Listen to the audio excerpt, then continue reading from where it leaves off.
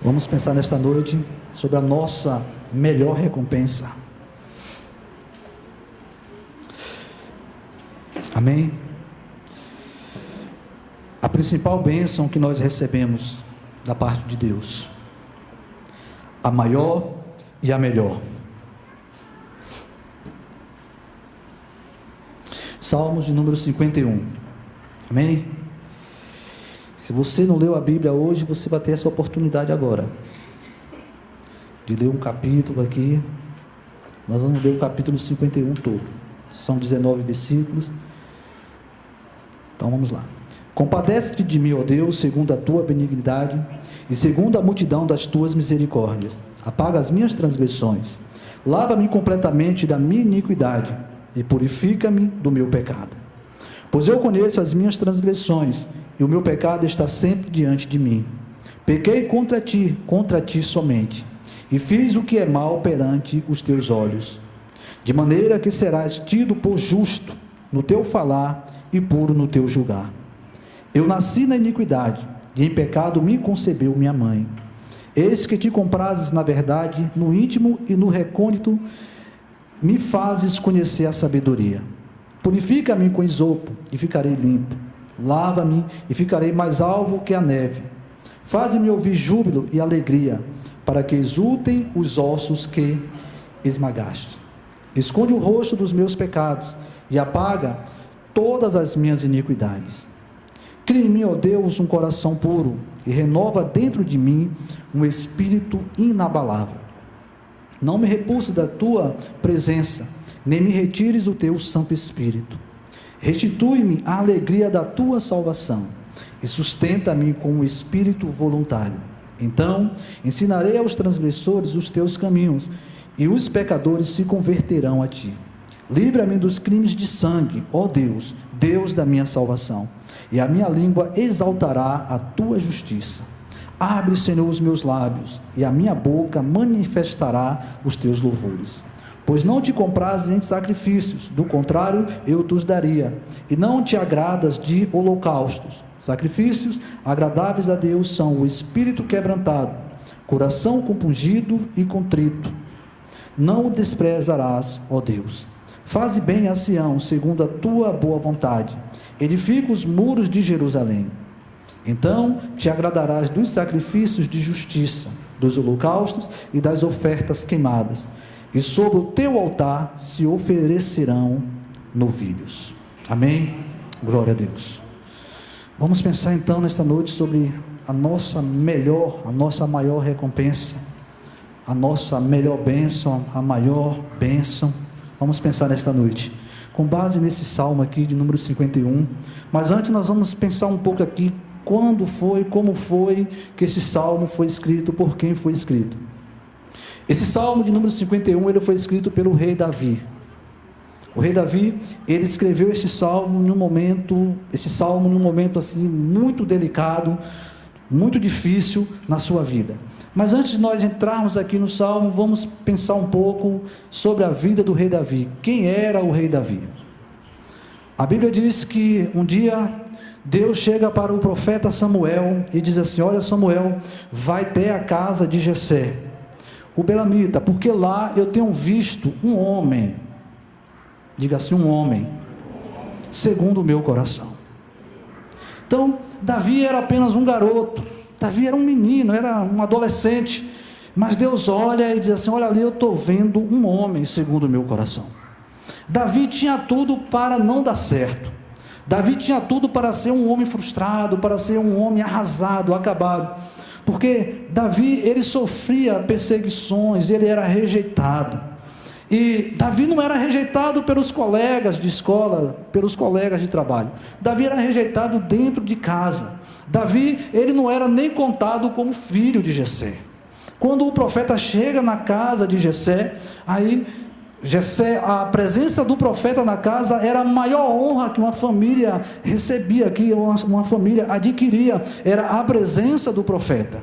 Então, quando o profeta ele ia para uma casa, ele ia para uma casa fazer uma visita, não era uma simples visita, a presença do profeta na casa era um recado de Deus, era algo muito importante. Então criava-se uma grande expectativa quando era anunciado que o profeta iria fazer aquela visita.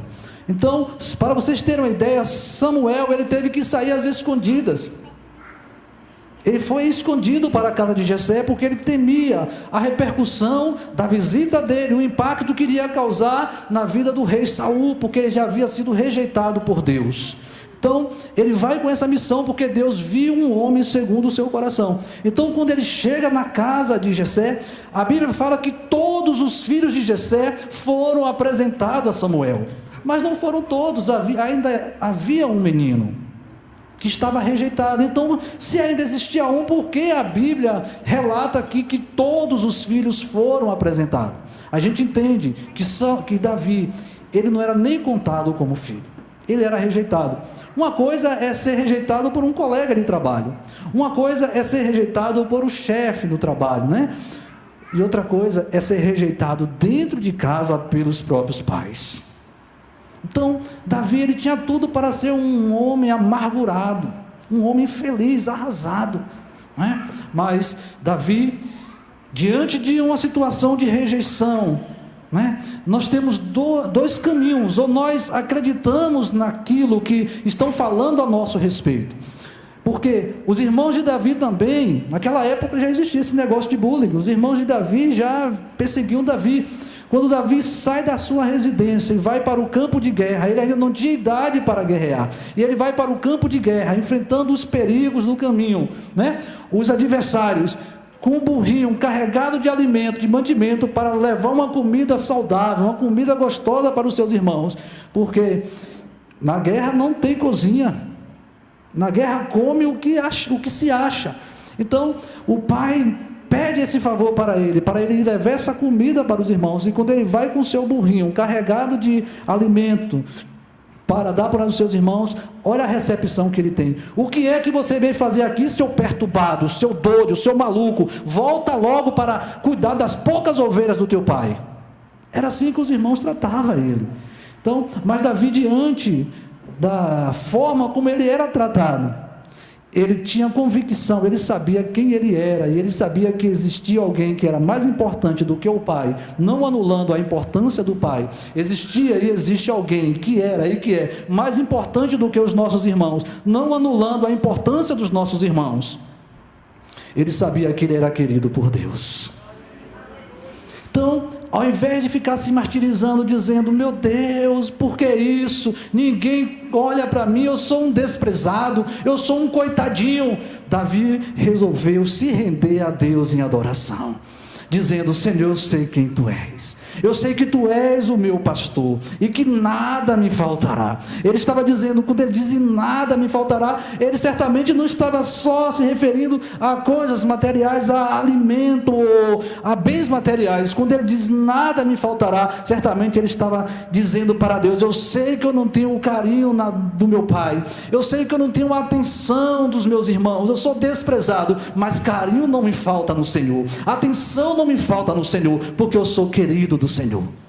Ele tinha essa convicção plena. Então ele escreve o Salmo 23 com essa realidade que ele tinha. Ele entendia que, por mais que ele fosse desprezado, dentro da sua casa ele era querido por Deus.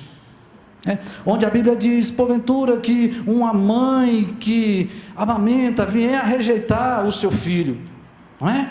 Deus diz, porventura, se isso acontecer, porque na cabeça de Deus isso era algo muito difícil, mas Ele sabe que é possível, como hoje nós sabemos que é possível, onde nós temos visto muitos relatos aí, onde mães têm o filho e jogam no lixo, não é? Então, aí a palavra diz assim, eu, o Senhor, jamais vou esquecer de vocês, porque o teu nome está escrito, gravado na palma da minha mão. Deus não esquece você. Ainda se as pessoas não dêem valor para você, ainda se as pessoas desprezem você, saiba de uma coisa, o teu nome está escrito nas mãos de Deus, e com todas as vezes que Ele olha para a sua mão, Ele vê lá o seu nome. Quando Isaías faz essa referência do nome gravado na mão de Deus, ele fez isso com um entendimento profundo, porque isso ocorria quando um país invadia a nação de Israel, que levava a escolher aqueles jovens virtuosos, aqueles jovens que ele olhava e dizia assim: esse menino tem um futuro, esse menino eu posso levar porque ele vai me ajudar muito na minha nação. Então, quando eles levavam aqueles meninos fortes, para outra nação como escravo, então o que era que a mãe fazia? A mãe pegava, colocava um metal, um ferro ou uma madeira no fogo, e quando aquele metal estava vermelho em brasa, ela colocava a inicial do nome do menino na mão. Então ali gerava uma ferida, e quando aquela ferida sarava, que retirava o cascão, a marca ficava na palma da mão da mãe, e ela nunca esquecia. Todas as vezes que o tempo passava, mas ela não esquecia do filho. Todas as vezes que ela olhava para a palma da mão, ela via a inicial do nome do filho, aí ela lembrava do filho. E quando Isaías fala isso, ele está se referindo a isso. O teu nome está marcado de uma forma profunda, que não pode ser apagado nas mãos de Deus, e Ele não pode esquecer você, Ele não esquece você. E Davi tinha esse entendimento, e por isso Davi, ele não aceitava aquilo como algo ruim. Ele diz: por mais que ele se afaste de mim, isso não me leva para mais perto de Deus. E nós temos que ter esse entendimento. Às vezes as pessoas ficam se martirizando, dizendo: eu vivo só, ninguém olha para mim. Você não vive só, e tem alguém olhando para você, porque os olhos dele estão sobre a sua vida o tempo todo e em todo o tempo.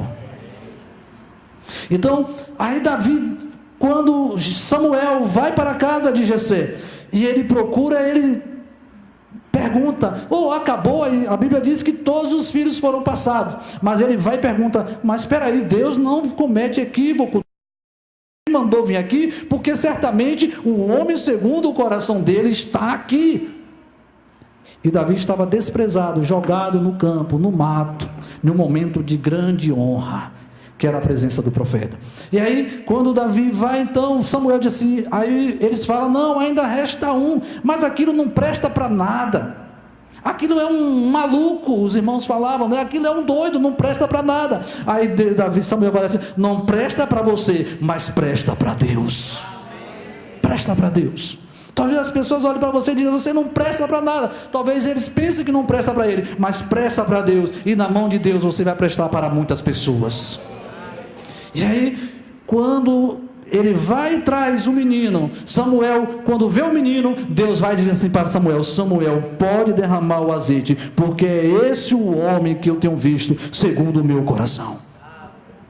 Então, aí Davi é ungido então rei, então ele é ungido rei. Nós conhecemos agora a trajetória de Davi. Ele não assumiu logo o reinado, embora tenha sido ungido rei, ele não assumiu logo o reinado. Então ele é levado para a casa de Jessé, do rei Saul, em uma circunstância onde o Espírito de Deus já havia saído de Saul, e agora um Espírito que estava possuindo Saul, que fazia visitações constantes na vida de Saul, era um espírito maligno, era um demônio. E aí Saul ficava possesso por aquele espírito.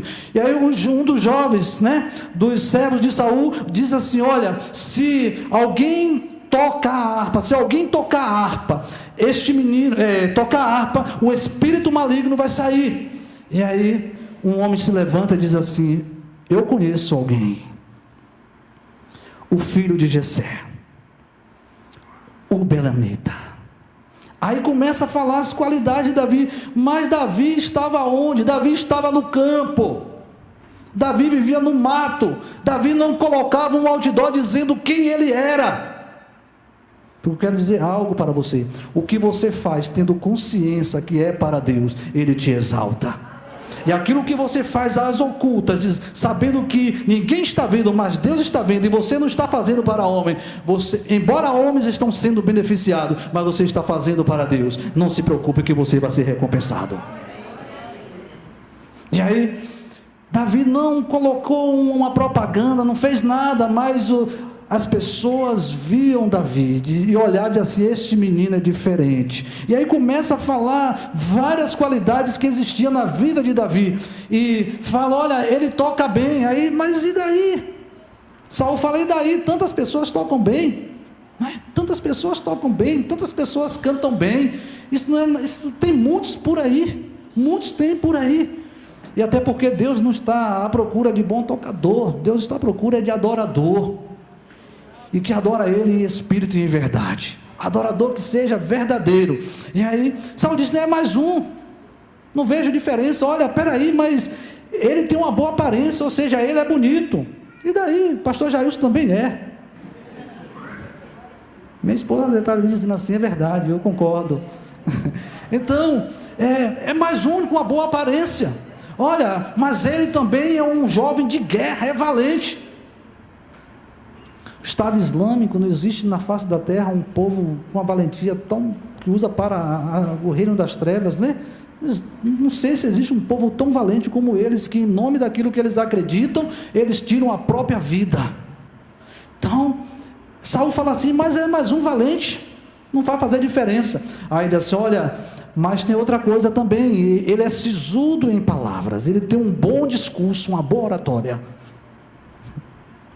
Saul diz assim: olha, eu já estou cheio de ver discursos bonitos.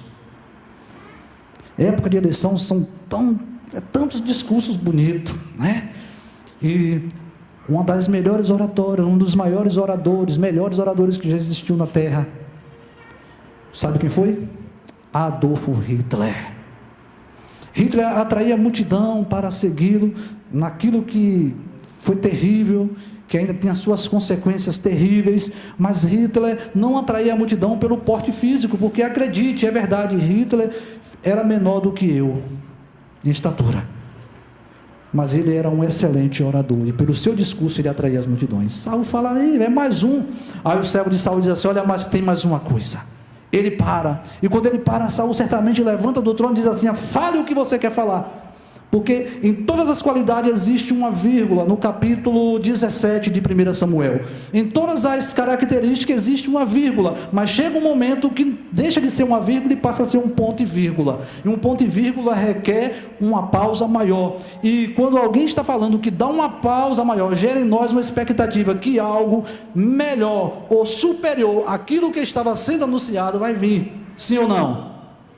A pausa maior gera isso em nós. Então, Saul, eu acredito que ele pula do trono, ele diz assim: desembucha, solte, bote para fora o que você não quer botar. Aí ele diz assim: olha, Saul, tem mais uma coisa, fale. Ele diz assim: o Senhor é com ele, ele tem a presença de Deus. E quando ele fala, ele tem a presença de Deus, eu acredito que Saul diz assim: para, volte, fale de novo. Ele é forte, é guerreiro, é bonito. Não pule tudo isso. O que você falou por último? Ele tem a presença de Deus. Isso é tudo. Se eu não posso ter a presença, pelo menos eu vou ter perto de mim alguém que tem a presença.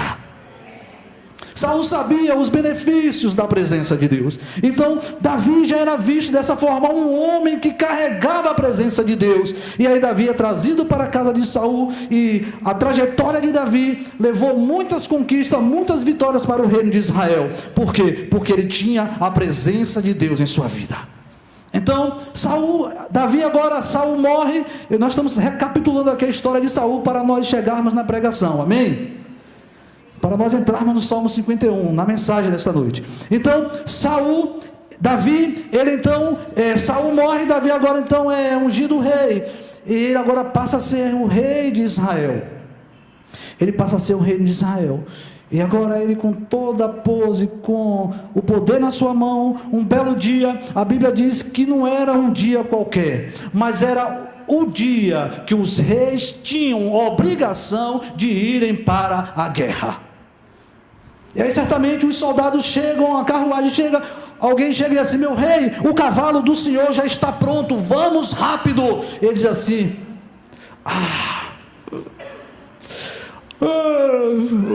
hoje eu não vou não. Meu rei, o quê? O senhor falou o quê? Não entendi o porquê dessa cara. Você não está falando com uma pessoa qualquer. Ei, entenda uma coisa, eu sou o rei, e eu não quero ir hoje e pronto. Não, tudo bem, majestade, é o senhor que manda.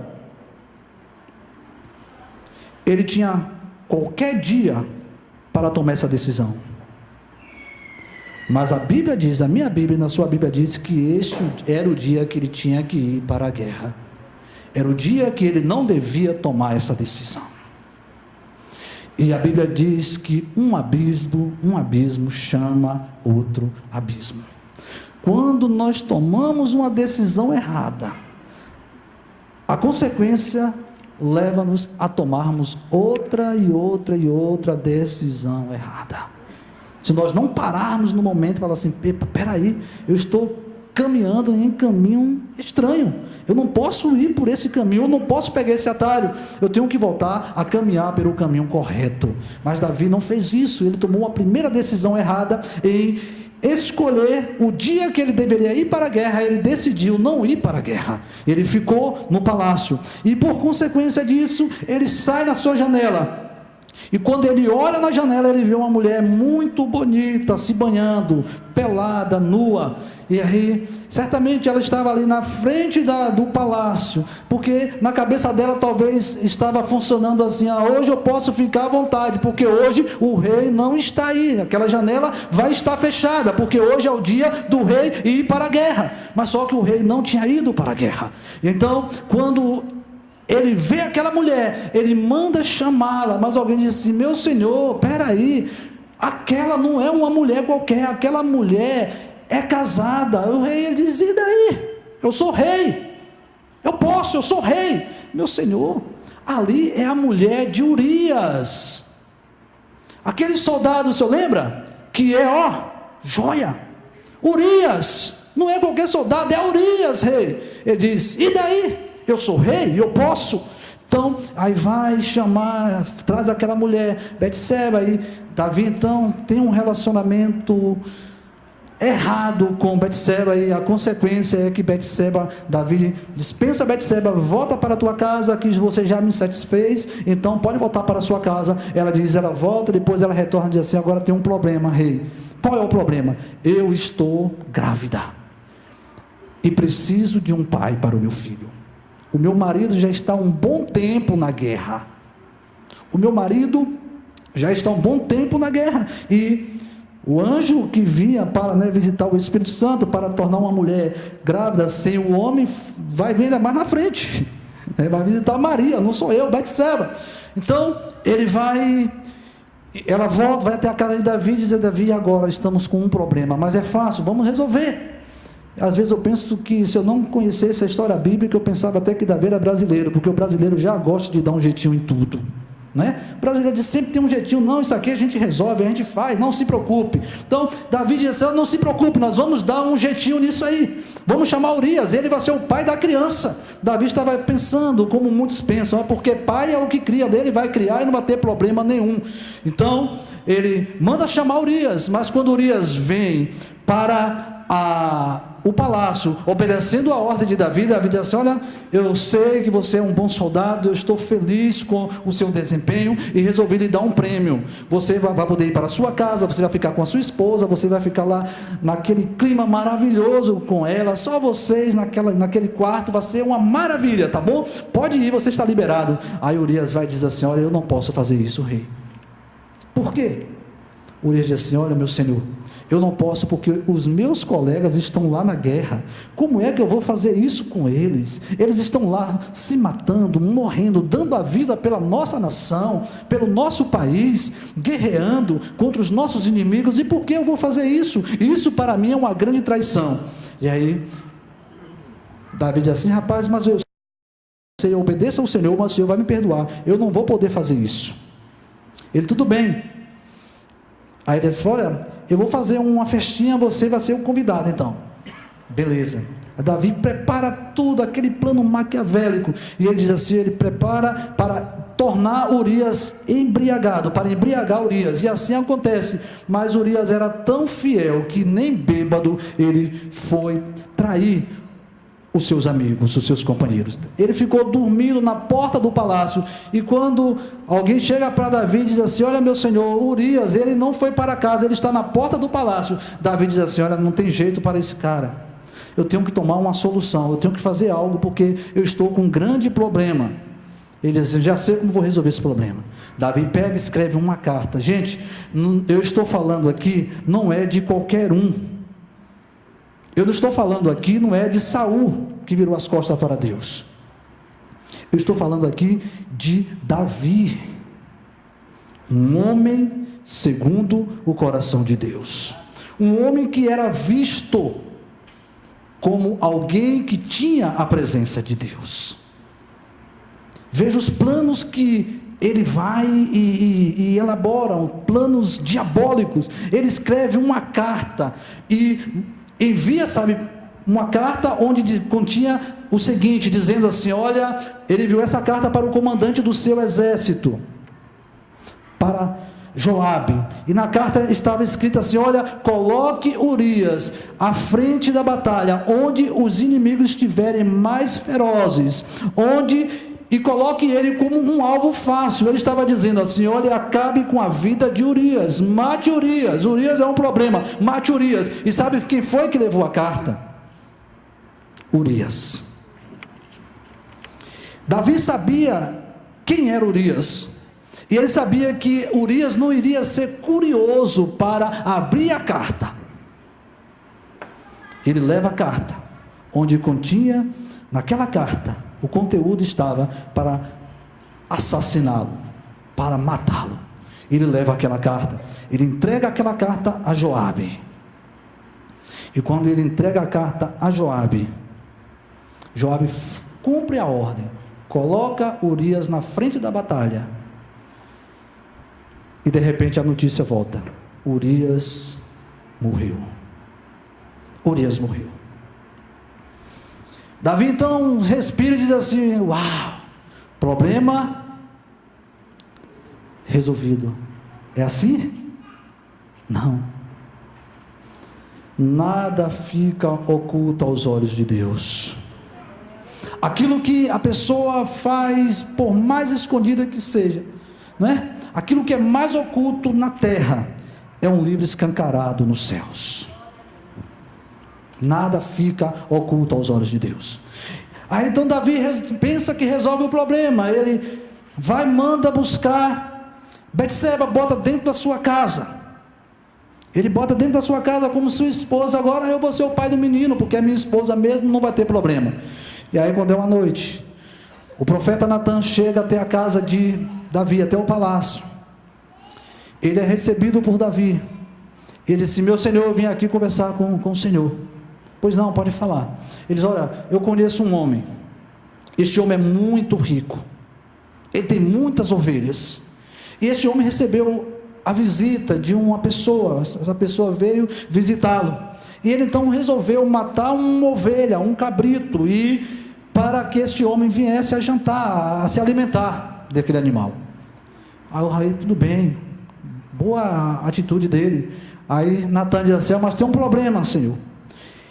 Ao invés de pegar um dos seus cabritos, uma de suas ovelhas, ele pegou a única ovelhinha que o seu vizinho, um pobrezinho, tinha, que ele era pobrezinho, ele só tinha uma única ovelhinha, e ele resolveu matar aquela ovelha. Davi fica irado. Davi fica irado da mesma forma que muitos de nós ficamos também, porque quando nós queremos que Deus haja com justiça com os outros, quando nós queremos quando é com outra pessoa, a gente pede logo a Deus, Deus faça justiça, Deus, a Bíblia diz que Tu és o Deus da justiça, portanto, haja, Senhor, com justiça nessa vida, neste caso. Mas quando é com a oração muda, a gente não pede justiça, a gente agora começa a dizer assim, Deus tem misericórdia, porque Tu és misericordioso, a Tua misericórdia se renova cada manhã. Nós mudamos logo. E Davi da mesma forma, quando ele fica sabendo desse caso, ele então começa, ele diz logo, manda prender, manda matar esse ordinário, esse infeliz, esse coisa ruim, manda matar. Aí o profeta, meu senhor, espera aí, só tem um problema. Qual é, rapaz? Este homem é o Senhor. Este homem é o Senhor. Aí nessa circunstância, é que Davi se volta para Deus e escreve o Salmo 51. É nessa circunstância, onde os olhos dele são abertos, onde as escamas caem dos olhos dele, E ele entende que a coisa mais preciosa, o bem, a bênção maior e melhor que um homem e uma mulher precisa ter é o perdão de Deus. É o perdão de Deus. E o perdão nós não adquirimos, não é agindo como Davi pensou que ele poderia adquirir. Por isso depois ele fala aqui que Deus não se agrada em sacrifícios, porque às vezes as pessoas erram, elas cometem erro, que elas sabem que estão erradas, elas sabem que estão pecando, e elas tentam justificar esse pecado, cometendo alguma coisa boa para justificar esse pecado. Quem sabe Davi, ele promoveu um enterro digno para aquele soldado, um enterro digno, carruagens, flechas sendo atirada, né? Naquela época não existia canhão, né? Nem rifle para dar os tiros nos soldados, mas flechas sendo atiradas para o ar, um herói de guerra. E isso para aliviar sua consciência. Levou a esposa dele para casa, e as pessoas talvez aplaudindo, dizendo: nossa, o nosso rei como é bonzinho, oh, como o nosso rei é bonzinho, olha o que ele está fazendo. Ele, além de promover este enterro digno de um herói de guerra, ele levou também a viúva, tadinha, para casa para cuidar dela. Que homem é esse? Para ver se aliviava o peso na sua consciência. Mas só existe uma coisa que justifica pecado: é o arrependimento e o sangue de Jesus. É o sangue de Jesus. Não tem como, não existe um atalho, não existe um outro caminho além do arrependimento para os nossos pecados serem apagados. Precisamos nos arrepender. Então Davi, ele entendeu isso, ele entendeu que o fato do peso do pecado está sobre a vida dele, estava tirando dele aquilo que ele tinha de mais precioso. Davi, ele continuava sendo rei. Davi, ele continuava com as riquezas que ele tinha como rei no seu reino. Davi era riquíssimo, ele tinha muito ouro, ele tinha muita riqueza, muitos cavalos, muitos animais, ele tinha muitas riquezas, mas ele não era feliz com isso, porque ele percebeu que mesmo tendo tudo o que ele tinha, ele continuava infeliz, porque o peso do pecado oprimia a sua alma e roubava a sua alegria. E quando ele escreve esse salmo, ele diz: Senhor, devolve-me a alegria da salvação. Ou seja, Senhor, dai-me de volta aquilo que eu tinha, que era mais precioso, que era a tua presença. Que era a tua presença. Em Mateus capítulo 6, no versículo 33, é por isso que o Senhor Jesus vai dizer assim, ó: nós devemos buscar em primeiro lugar o reino de Deus e a sua justiça, e as demais coisas vos serão acrescentadas. Não tem como buscar o reino de Deus se não for pelo caminho do arrependimento. Não tem como buscar o reino de Deus se não for por esse caminho do arrependimento. E quando Davi, para nós entendermos o reino de Deus, quando Pilatos estava conversando com Jesus: mas você não é rei também desse povo? Jesus disse assim: olha, o meu reino não é deste mundo. Jesus sabia que ele era rei, mas ele sabia que o reino dele não era deste mundo. Ele sabia de onde era e onde é o seu reino. Lá em 1 Coríntios capítulo 15, no versículo 19, a Bíblia vai falar algo que eu estava até conversando essa semana com a Adi. Foi essa semana, né? Os dias passam tão rápido. Eu estava conversando com a Adi essa semana, eu estava falando, quando eu li isso aqui, eu falei: Adi, olha o que a Bíblia está dizendo aqui. Aqueles que esperam, o apóstolo Paulo escrevendo aos Coríntios, ele diz: aqueles que esperam em Cristo apenas neste mundo, ou seja, nas coisas deste mundo, ou seja, que estão atrás só das bênçãos deste mundo, que vêm para a igreja só com esse intuito de receber as bênçãos, que são os verdadeiros caçam bênçãos, e não se importam com o arrependimento. Eu estou feliz porque eu estou sendo abençoado, mas e a vida como é que está? E às vezes vivendo uma vida errada, uma vida na prática de pecado, e achando que o fato de estar sendo abençoado é alguma coisa. Aí sabe o que o apóstolo Paulo diz? Isso, que aqueles que vivem dessa forma são os mais miseráveis entre todos os homens. Quando eu li isso aqui, eu estremeci, eu falei: meu Deus, o que é que está falando aqui? É isso mesmo que eu estou lendo? Ou seja, a Bíblia diz que aqueles que vivem só atrás das coisas deste mundo, que estão com um interesse errado em seguir a Cristo, que os céus, que o alvo não é o reino de Deus, que o alvo principal não é a presença de Deus, que não tem isso como prioridade nas suas vidas. Eu não estou aqui dizendo que você desejar ser abençoado, você desejar as bênçãos de Deus é pecado, é errado, não. Eu não posso falar isso, porque eu falando isso, eu estaria até pregando um evangelho que não é o evangelho de Cristo, porque o evangelho de Cristo é o evangelho sim de bênçãos, não é de maldição, é de bênçãos. Mas ele diz que as bênçãos elas nos seguem quando nós buscamos a Ele, quando nós buscamos o reino dEle, quando nós buscamos a sua presença. Nós não precisamos correr atrás das bênçãos, porque as bênçãos é que correm atrás de nós. É isso que ele diz. E aí Paulo vai dizer assim: olha, aqueles que vivem só com essa intenção, eles são os mais miseráveis entre todos os homens.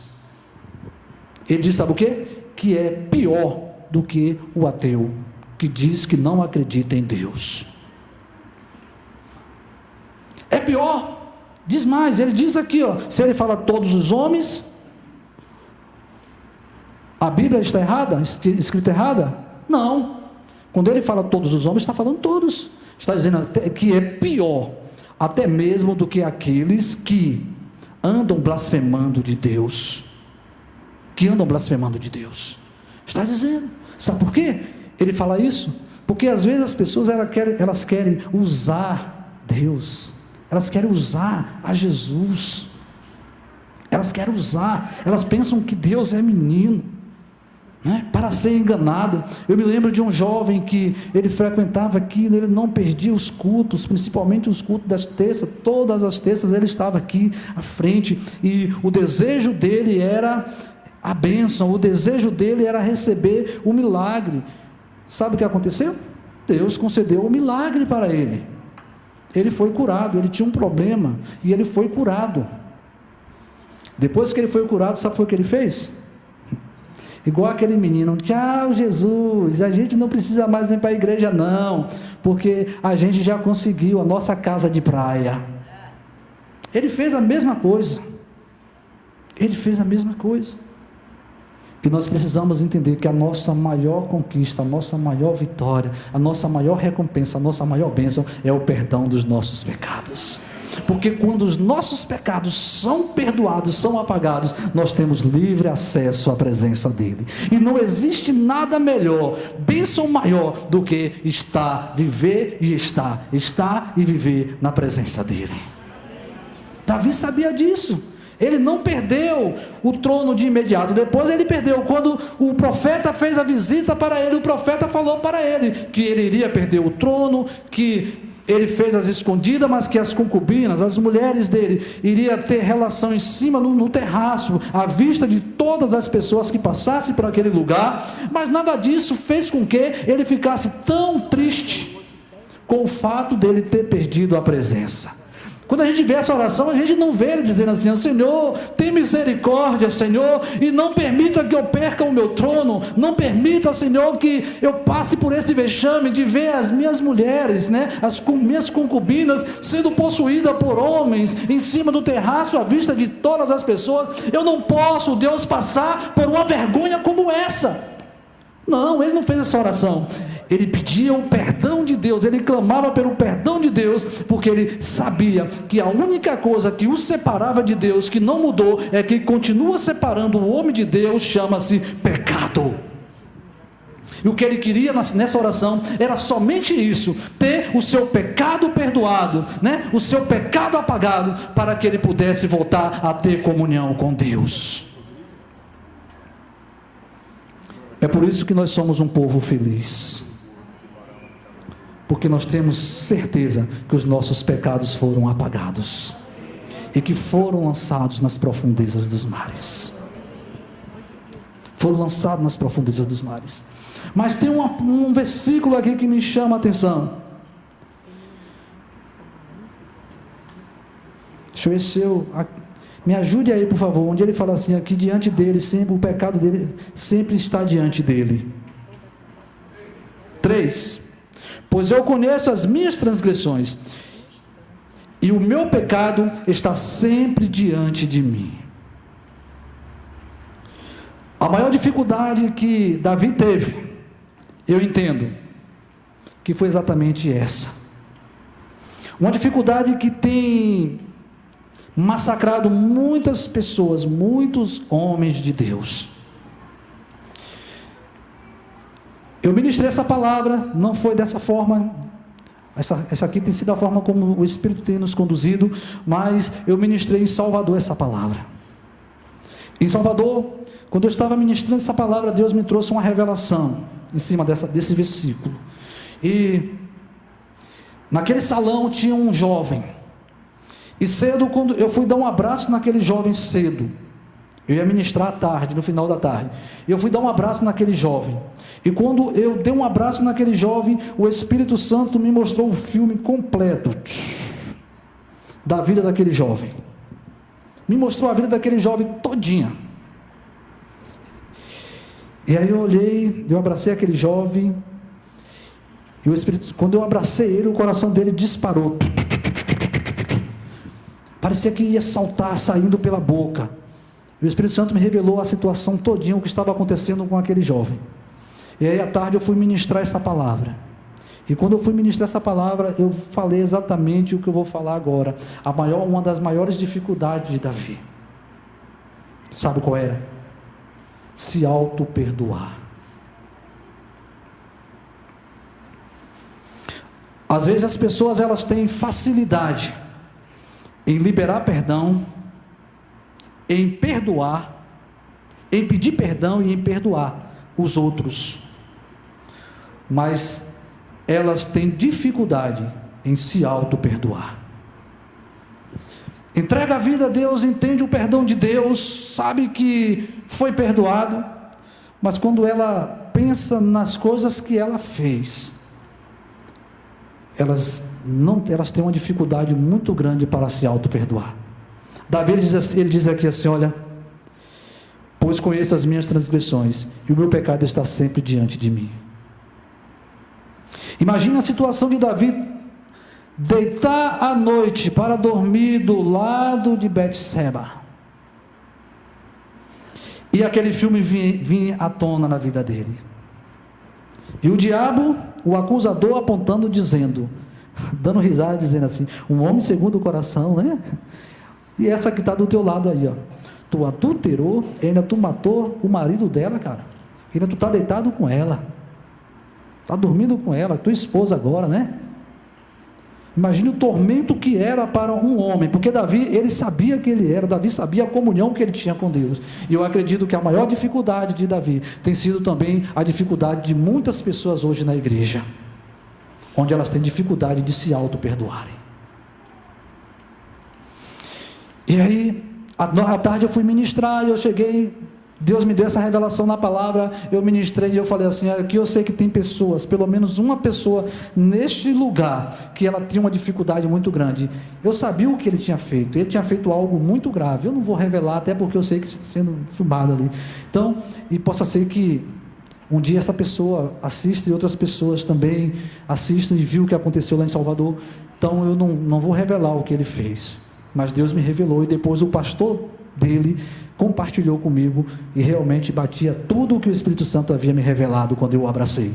Então, eu falei, eu sei que existem pessoas aqui que elas têm facilidade para liberar perdão para os outros, elas conseguem perdoar e também pedir perdão, mas elas têm dificuldade para se auto-perdoar. Levante a mão onde você está. Pedi os outros que ficassem de pé, falei assim, com os olhos fechados, falei, levante a mão onde você está, que alguém agora vai lhe ajudar a você fazer isso, você se auto-perdoar. Um jovem levantou a mão. Depois uma menina levantou a mão. E aquela menina, ela havia sido violentada.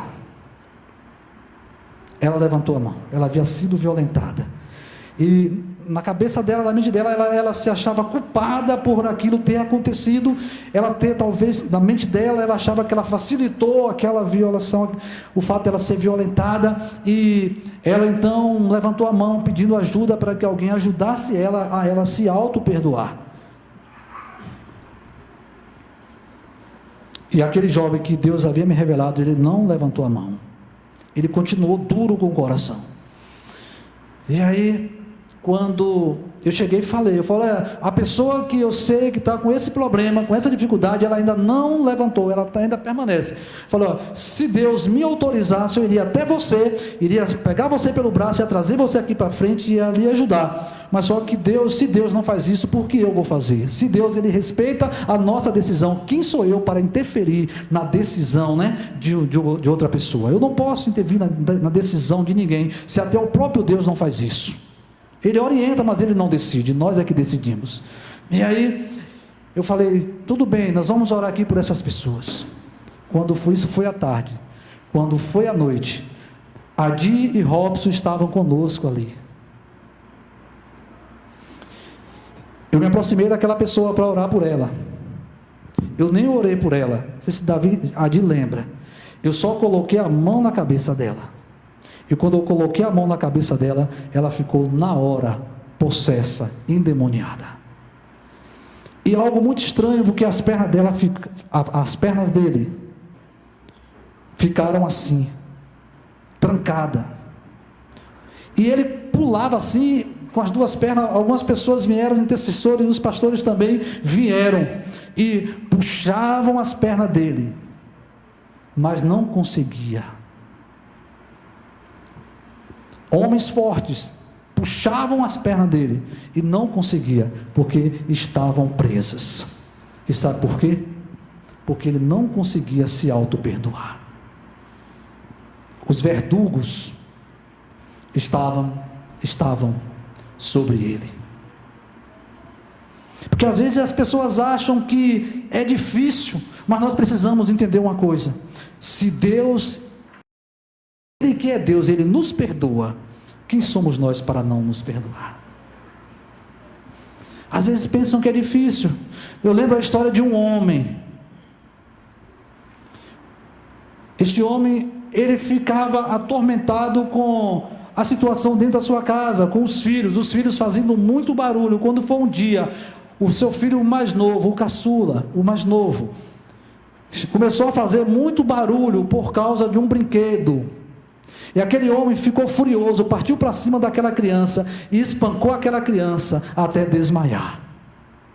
Aquela criança foi levada para o hospital, mas infelizmente não resistiu e morreu. E aquele homem foi preso.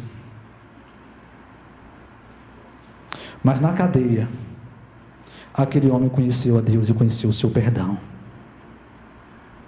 E o Senhor, o nosso amado, ajudou aquele homem a ser aliviado, a ser curado do peso daquela culpa, por ter tirado a vida do próprio filho.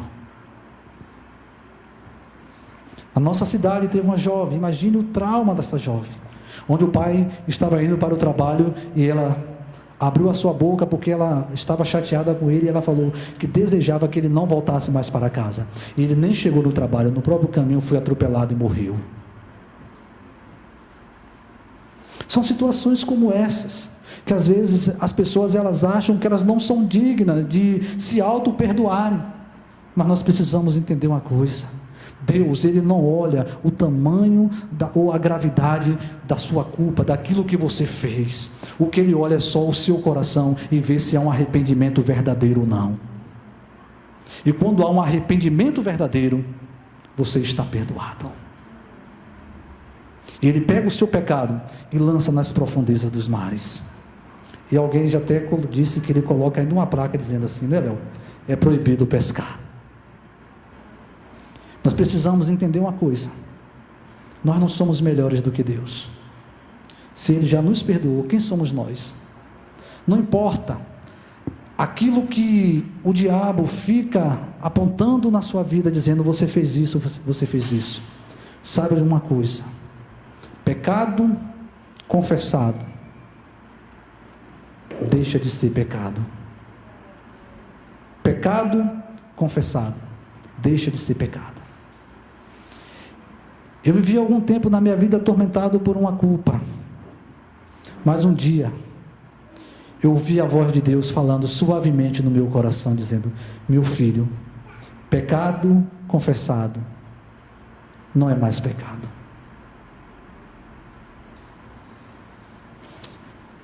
E Davi, ele passou por todo esse processo, mas o que alegra o nosso coração é porque quando a gente vai ler a carta aos Hebreus, está lá escrito que Davi, ele permaneceu sendo um homem segundo o coração de Deus. Sabe por quê? Porque Deus olhou o coração de Davi e viu um arrependimento verdadeiro. E é isso que Ele quer ver em cada um de nós que se encontra aqui nesta noite. Ele quer olhar o nosso coração e ver um arrependimento verdadeiro. Se coloque de pé.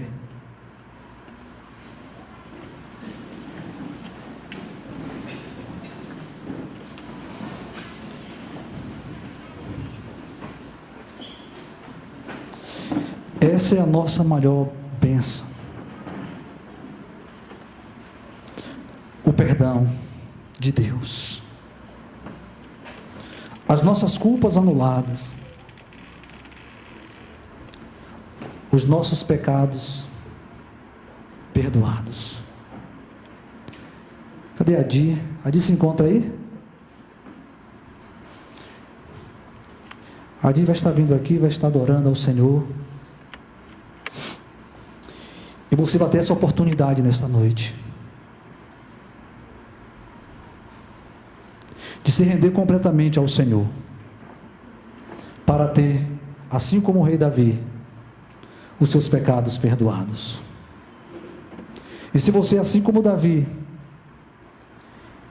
tem essa dificuldade, ou de liberar perdão, ou de se auto-perdoar, você pode fazer isso nesta noite. Não seja egoísta, não seja orgulhoso. A gente fala que não existe pecado maior ou menor. A gente fala isso, né? E para Deus é isso mesmo. Mas eu acredito que o pior pecado é o pecado do orgulho. É onde a pessoa vive tão orgulhosa, né? Tão presa no orgulho que ela não se rende para Deus, reconhecendo o estado que ela está. Davi, ele se humilhou, ele se rendeu a Deus. Ele reconheceu o estado que ele estava. Ele deixou de lado a sua pompa de rei. Ele se colocou diante de Deus como um homem humilde, carente da graça e da misericórdia de Deus, do perdão do seu pecado. Não para restituir o seu trono, porque ele não havia ainda perdido o trono, mas para restituir a sua comunhão com Deus. Você e ele sabe como você se encontra. Você e ele sabe como você se encontra. E no momento que esta canção estiver sendo ministrada, você vai ter essa oportunidade nesta noite de se apresentar diante de Deus, não diante de homens, porque o homem não pode fazer nada por você, mas Deus pode. De se render a Ele nesta noite. Você pode sair do seu lugar. Não importa o que as pessoas vão pensar ou vão falar de você. Ela não pode melhorar a sua vida, só Deus pode. No momento que essa canção estiver sendo ministrada, você vai sair do seu lugar, você vai vir até o altar e vai se render a Ele. E junto nós vamos orar a Ele. nesta noite. Aleluia.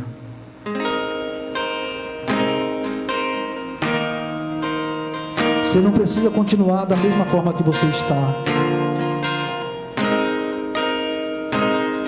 Cristo, Ele quer trazer um alívio para a sua alma. Aleluia.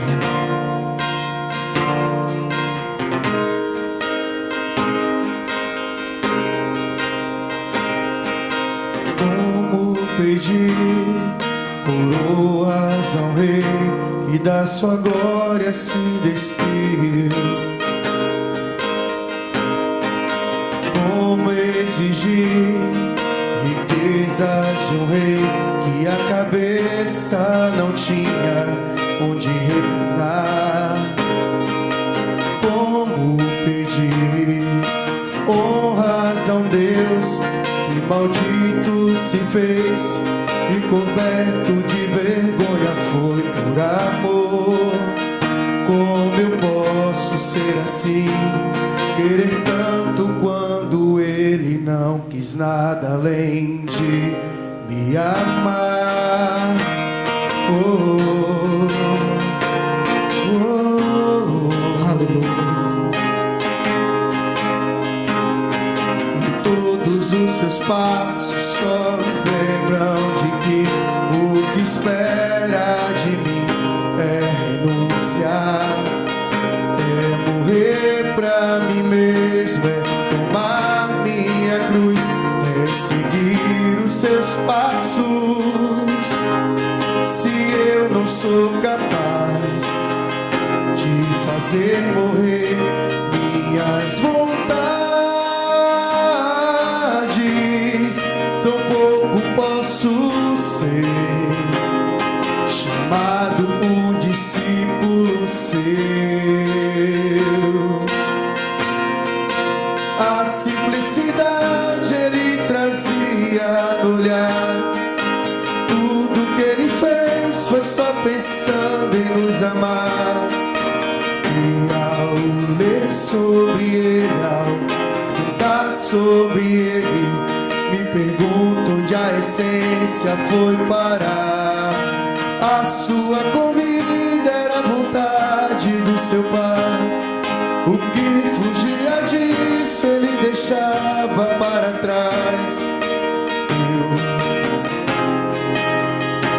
O meu pecado foi moído, Cordeiro de Deus, seu nome é Jesus. Aleluia.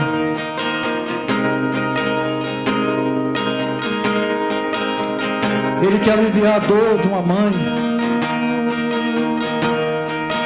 que ainda convive com a culpa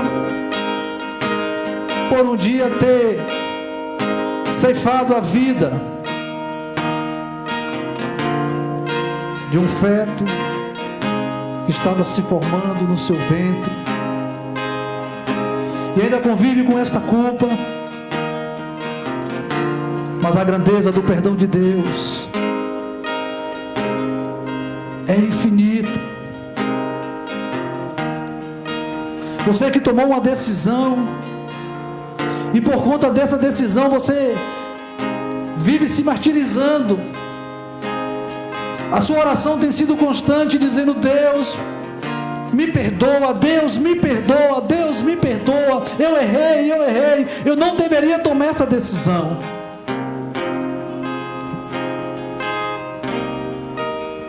Ouça a voz deles nesta noite dizendo: minha filha, eu já te perdoei. Você não precisa repetir mais essas orações, porque eu já te perdoei.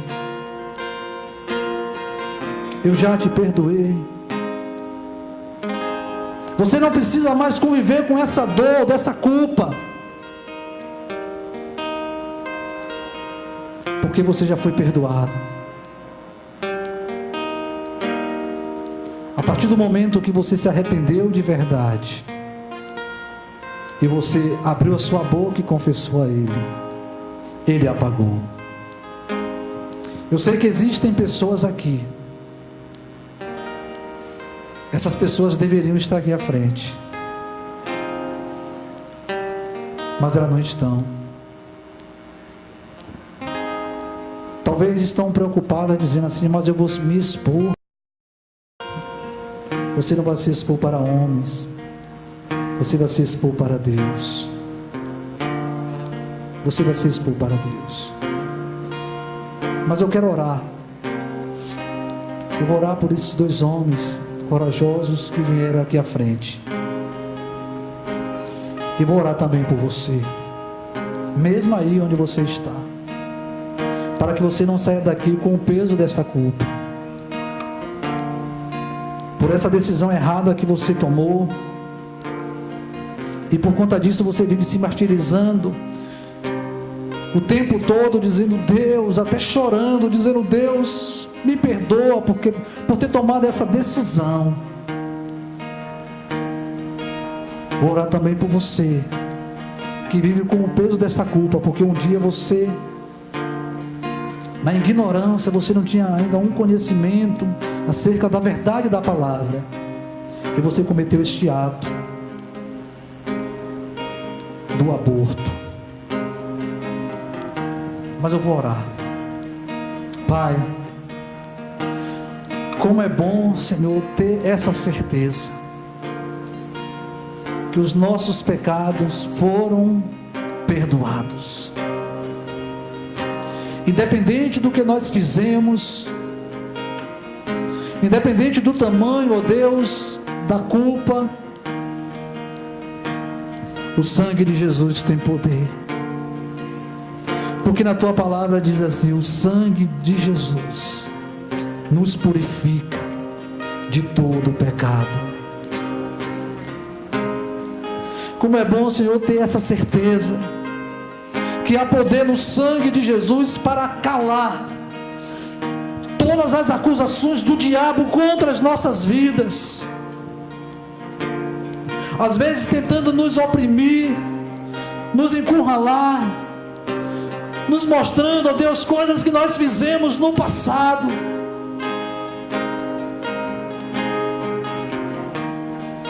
Tentando nos deixar amarrados, presos. Mas é bom, Senhor, ter essa certeza que há poder no sangue de Jesus para neutralizar todas essas acusações. E ter esta paz maravilhosa, Deus. Essa certeza que não existe mais nenhuma culpa contra nós. As nossas transgressões foram apagadas. Os nossos pecados foram perdoados. Meu Pai, eu te peço nesta noite, assim como o Senhor ajudou o rei Davi, Deus, a conviver com esse sentimento de culpa, essa autocondenação, essa falta ó Deus, se auto-perdoar. Ajuda, Senhor, esta pessoa que se encontra aqui, ó Deus, que vive com esta culpa e não consegue se auto-perdoar, e por conta disso, ó Deus, a sua vida está presa. Mas nesta noite, na autoridade e no poder que é no nome de Jesus, nós damos ordem agora a esses espíritos malignos para que soltem essas vidas, porque a partir de hoje elas entendem: se Deus, que é mais importante do que elas, já as perdoou, elas também têm que se auto-perdoarem. Em nome de Jesus, Pai, em nome de Jesus, ajuda, Senhor, ajuda, em nome de Jesus. Eu peço a todos nesta noite para repetir comigo. Diga assim: Senhor, nesta noite eu tomo uma decisão de me auto-perdoar, porque eu entendo que eu não sou mais importante do que o Senhor, e o Senhor, sendo quem o Senhor é, já me perdoou por aquilo que eu fiz. Quem sou eu para não auto me perdoar? Por isso, nesta noite eu tomo essa decisão e declaro que eu sou livre. Amém. Amém? Levante sua mão. Nós estamos encerrando o culto desta noite aqui na casa de Deus. Eu quero liberar uma bênção sobre você. Que o amor de Deus Pai, que a graça redentora e salvadora de nosso Senhor e Salvador Jesus Cristo, e que as eternas consolações do Espírito Santo seja com você, com toda a sua casa e com todo o povo de Deus espalhado na face da terra. Que haja saúde nos seus corpos, que os seus ossos sejam fortalecidos, que haja recursos nas suas finanças suficiente para você cumprir todas as suas obrigações. Eu te abençoo com a bênção do Deus de Abraão. Eu te abençoo com a bênção do Deus Todo-Poderoso. Eu te abençoo em nome de Jesus. Amém. E graças a Deus. Amém. Que Deus abençoe a todos em nome de Jesus.